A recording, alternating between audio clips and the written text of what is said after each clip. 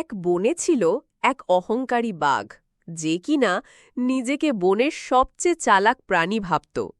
তার সামনে যেই আসত তাকেই সে ভয় দেখিয়ে বলত, আমি এই বনের রাজা, আমার থেকে বুদ্ধিমান কেউ নেই। আর ছিল এক বুদ্ধিমান শিয়াল, যে কিনা তার নিজের বুদ্ধিতেই চলত।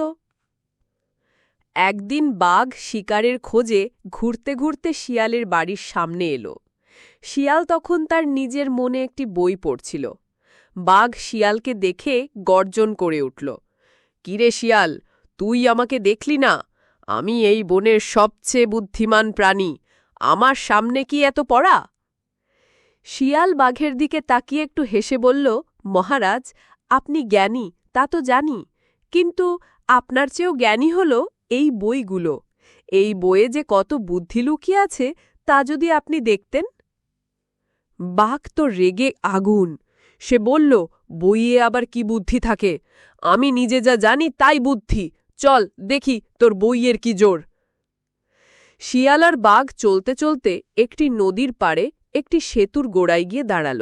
শিয়াল বলল, আচ্ছা মহারাজ, আপনি যদি সত্যিই বুদ্ধিমান হন তাহলে আমার একটি সহজ প্রশ্নের উত্তর দিন। বাঘ বলল, বল, কি প্রশ্ন? শিয়াল বলল, এই যে সামনে নদীটা দেখছেন, এর ওপারে কিভাবে যাওয়া যায়? বাঘ মুচকি হেসে বলল, হাতির পিঠে চড়ে পার হওয়া যায়, সাঁতার কেটে পার হওয়া যায়, নৌকা করে পার হওয়া যায়।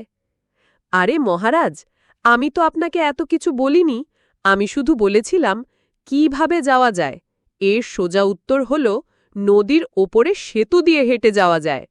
কিন্তু আপনি তো সঠিক উত্তরই দিতে পারলেন না, আপনি তো বোকা বাঘ। এই কথা শুনে বাঘের অহংকার চূর্ণ হয়ে গেল।